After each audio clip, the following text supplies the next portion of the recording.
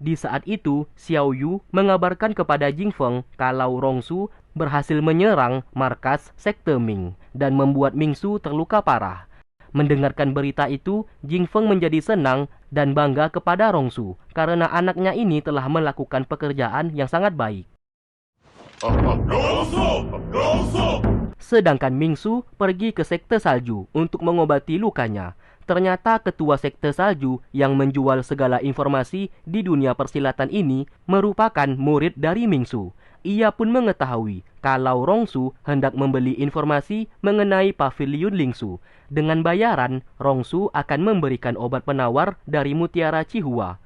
Mingsu meminta ketua sekte salju untuk tidak menceritakan kepada Rongsu mengenai kedekatan mereka berdua.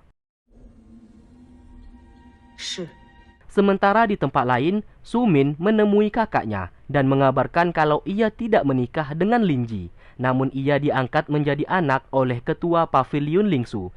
Mau bagaimanapun juga, hasilnya keluarga Mei mereka tetap akan mendapatkan perlindungan dan tidak perlu khawatir lagi saat ini.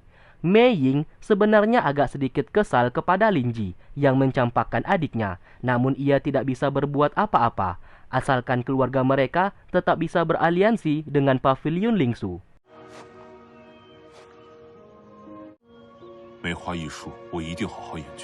Lalu Mei Ying kembali dan melihat surat yang mengingatkannya mengenai masa lalu. Dikala itu, ayahnya sekarat dan hampir tewas. Ia pun membawanya ke kota Longyin untuk meminta bantuan. Namun sayang, gerbang kota Longyin tidak mengizinkannya untuk masuk. Padahal ia sangat membutuhkan mutiara Cihua. Mulai dari sinilah ia sangat membenci Jing Feng yang tidak mau membantu keluarga Mei miliknya. Sementara di tempat lain, Lin Ji bersama Rong Hua sedang menyelidiki kasus keluarga Mei yang memiliki mutiara Cihua. Ia pun mengecek sebuah buku yang tertulis daftar nama-nama keluarga bangsawan mana saja yang menerima mutiara Cihua. Dan di sana tidak tertulis nama keluarga Mei.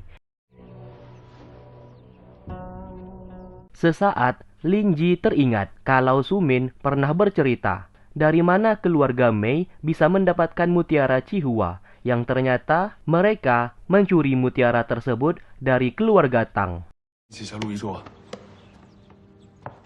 Di aula kota Longyin, akhirnya obat penawar dari mutiara Cihua berhasil dibuat oleh Bibi Zian, dan masing-masing keluarga bangsawan di dunia persilatan yang memiliki mutiara Cihua akan mendapatkan satu buah obat penawarnya. Bibi Zian menjelaskan kalau nantinya akan ada utusan dari masing-masing keluarga bangsawan yang datang mengambil obat penawar itu, dan mereka harus menjaganya dengan baik obat-obat tersebut.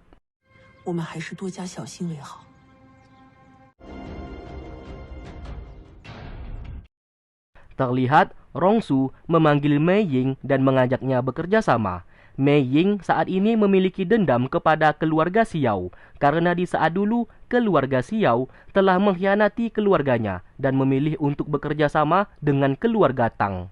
Tidak hanya itu, ayahnya juga dibunuh oleh keluarga Xiao tersebut.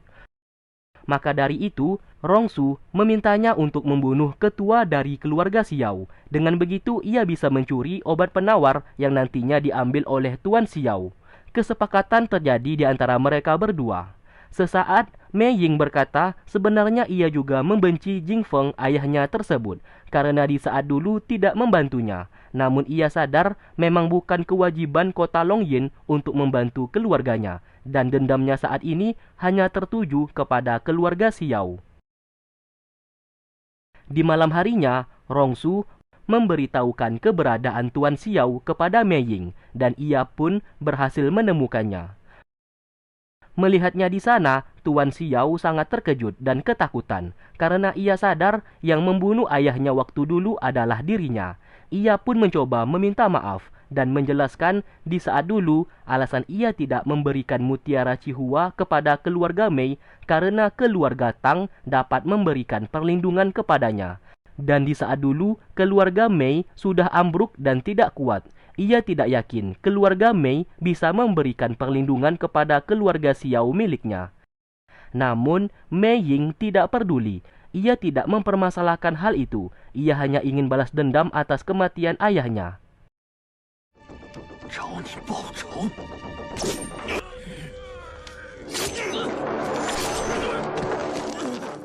Di waktu bersamaan, Lingji membawa pasukan untuk mencari keberadaan Tuan Xiao yang tidak kunjung datang ke kota Longyin. Ia juga membawa obat penawarnya atas perintah dari Jin Feng.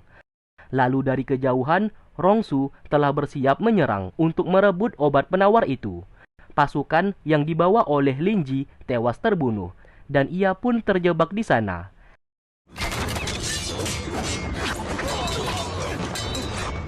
Lingji yang cerdik sudah menyadari semuanya ini pasti ulah dari Rongsu.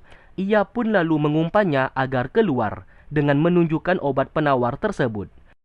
Namun siapa sangka di saat Rongsu keluar, Lingji justru membakarnya dan pergi dari sana.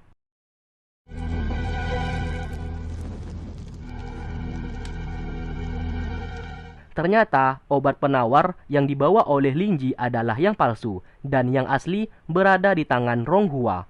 Mereka berdua juga memanfaatkan hal itu untuk mencuri obat penawarnya yang nanti akan diserahkan kepada Ruhan, ibunya Lingji, yang membutuhkannya saat ini.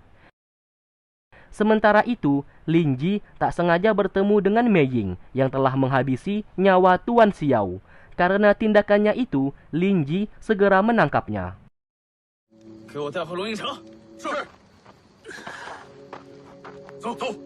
Sebelum dibawa, Mei Ying membisikkan kalau ia tahu Lingji sedang menyembunyikan identitasnya di kota Longyin.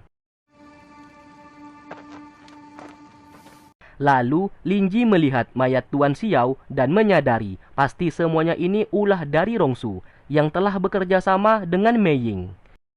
Singkat cerita, Mei Ying dikurung di dalam kamar hitam milik Bibi Ziyan. Kamar hitam merupakan tempat penyiksaan yang dapat menimbulkan halusinasi dan menyebabkan kematian.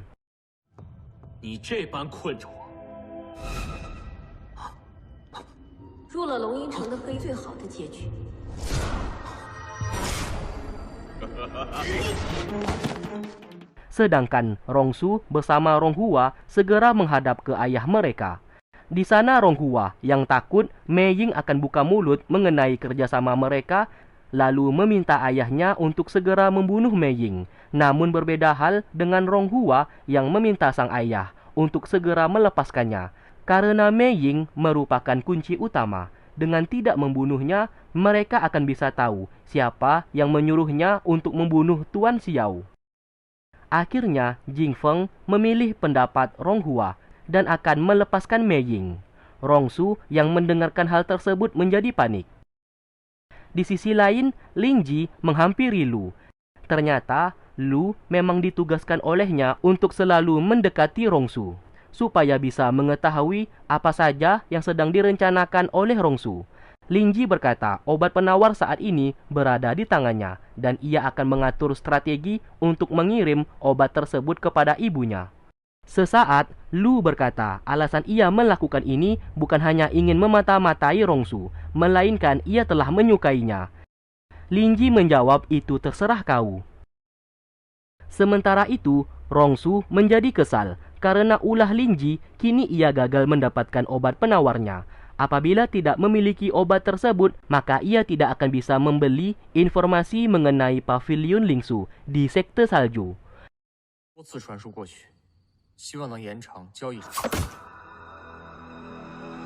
Di waktu bersamaan, Mingsu yang berada di sekte salju mendapatkan kabar kalau Rongsu gagal mendapatkan obat penawar dan orang yang menggagalkannya adalah Lingji. Dari sinilah Mingsu sadar kalau Lingji memang sengaja melakukan ini karena ia juga membutuhkan untuk diberikan kepada ibunya.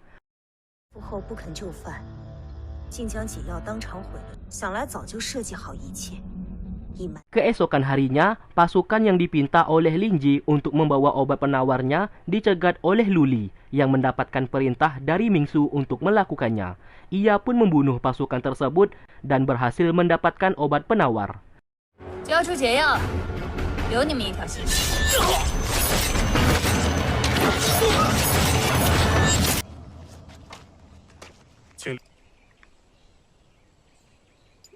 Tak lama kemudian, Changgi, pasukan pavilion Lingsu datang ke sana. Namun mereka terlambat karena pasukan yang diutus oleh Lingji telah dibunuh dan obat penawarnya telah diambil. Ia pun segera kembali untuk melaporkan kepada Ruhan. 只要被人半路劫走， 义兄身边肯定藏有卧底。 Namun sayang, Ruhan yang hampir dikendalikan oleh Mutiara Cihua tiba-tiba menyerangnya. Untung saja hal itu bisa mereka atasi. 想想你儿子纳兰月，他很快就会回来看你了，你一定要挺住啊！ Ternyata itulah efek Mutiara Cihua yang secara perlahan mengambil alih tubuh seseorang dan lama-kelamaan akan tewas dengan sendirinya.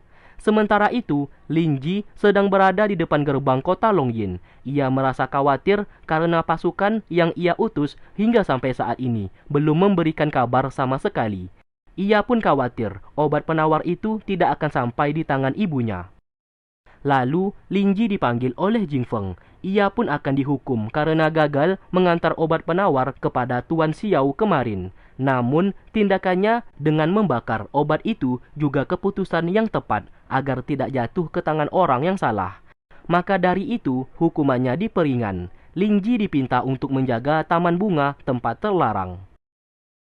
Di sisi lain, Ronghua menghampiri Mei Ying. Di sana ia memberikan kitab bela diri milik keluarga Mei. Hal tersebut ia lakukan sebagai bentuk rasa simpatinya kepada Mei Ying, dan ia juga meminta agar Mei Ying tidak membuka identitas Lingji yang merupakan tuan muda pavilion Lingsu.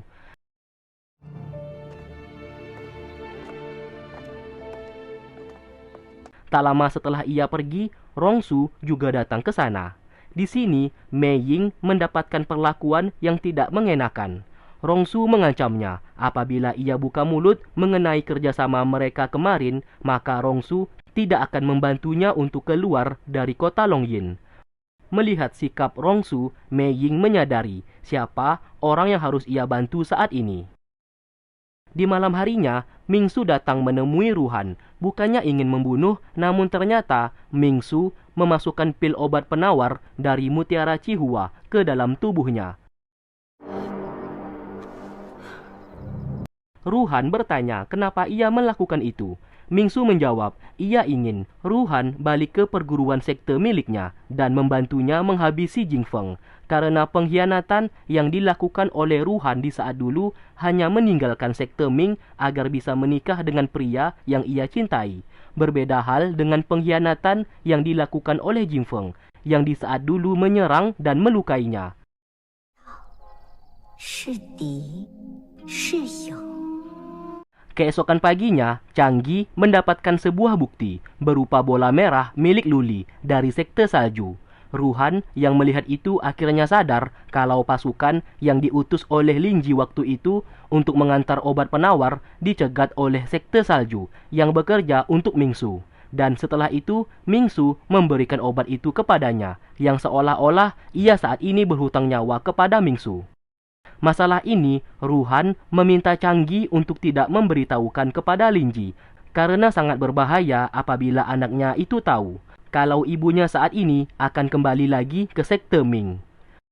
Di sisi lain, Jingfeng menghampiri Lingji yang sedang menjaga tempat terlarang. Di sini, Lingji bertanya kenapa Jingfeng melakukan semuanya ini.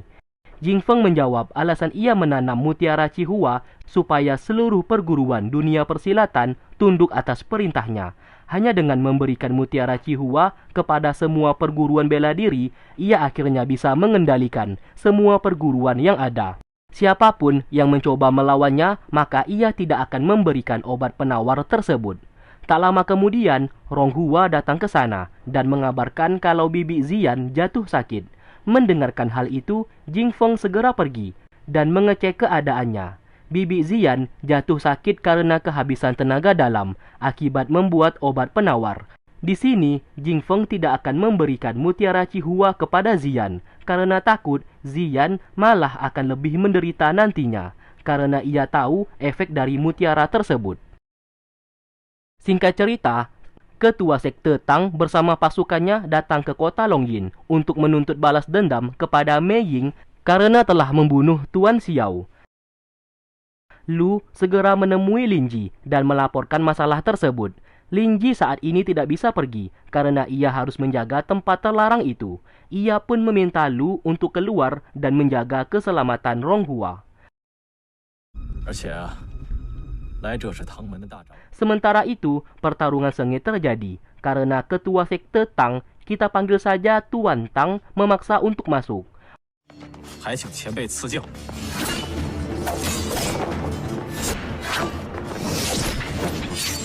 Pertarungan dimenangkan oleh pasukan kota Longyin. Tuan Tang bersama adiknya segera pergi dari sana. Rongsu bersama Lu terus mengejar hingga keluar dari wilayah kota Longyin. Siapa sangka semuanya itu hanyalah jebakan yang dipersiapkan oleh Tuan Tang dengan mengumpan mereka berdua datang ke sana.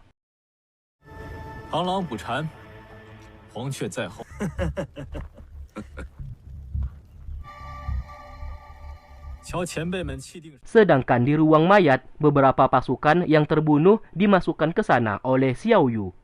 Lalu tiba-tiba terdapat 3 mayat yang merupakan anak buah Tuan Tang yang sedang menyamar. Alhasil, Xiao Yu terkena serangan dan terluka parah.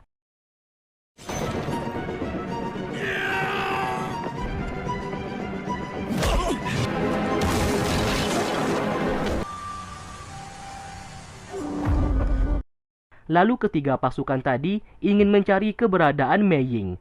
Justru mereka masuk ke tempat terlarang dan bertemu dengan Linji. Mereka pun bertanya mengenai keberadaan Mei Ying, namun Linji tidak mau menjawab. Alhasil, mereka bertiga lalu hendak menyerangnya dan meremehkan kemampuan Linji yang dianggap babu penjaga tanaman tersebut. Linji akhirnya mengeluarkan kemampuannya, bahkan ia bisa menghilang dan berpindah tempat untuk menyerang mereka.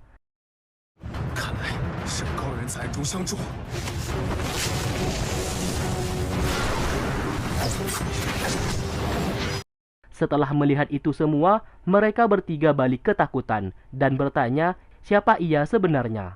Akhirnya, Linji berterus terang kalau ia adalah tuan muda Pavilion Lingsu. Tak lama kemudian, Mei Ying datang ke sana.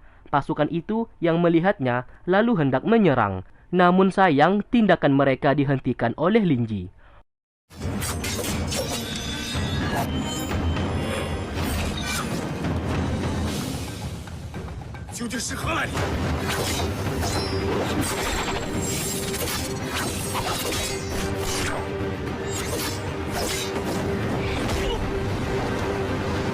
Ronghua lalu datang ke sana untuk menyebarkan bubuk merah berupa racun untuk membunuh mereka bertiga. Karena ternyata tanaman itu tidak boleh terkena darah manusia, makanya Linji tidak membunuh mereka bertiga secara langsung. Sementara Rongsu bersama Lu masih bertarung melawan pasukan sekte Tang, sampai-sampai mereka terluka parah dan kewalahan.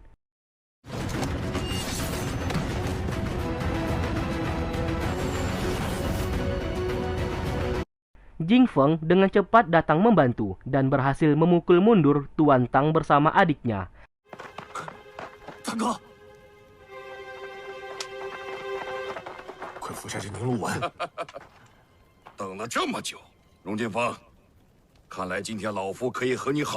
Tidak hanya itu, pasukan pemanah segera melepaskan serangan dan panah tersebut berisikan bom peledak beracun yang membuat Tuan Tang bersama adiknya keracunan.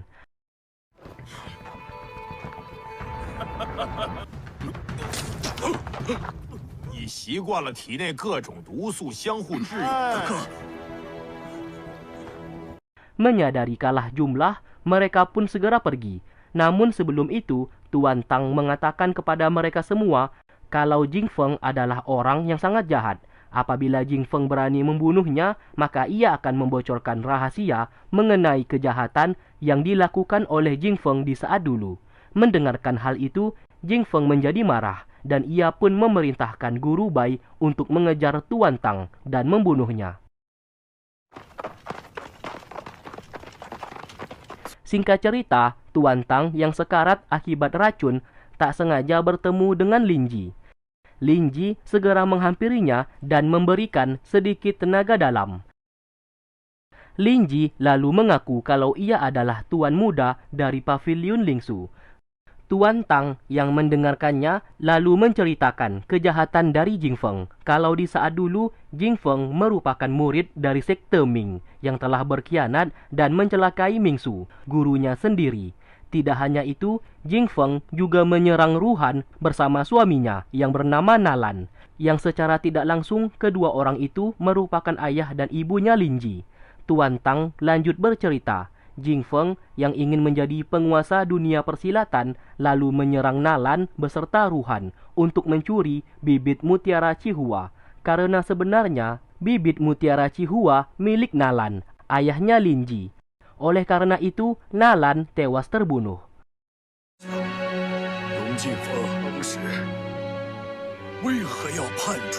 Tak lama kemudian, Tuan Tang tewas terbunuh akibat diserang oleh Jing Feng yang datang ke sana. Semua kebenaran sudah terungkap mengenai kejahatan Jing Feng. Namun di sini, Lin Ji masih merahasiakan identitasnya. 如果今日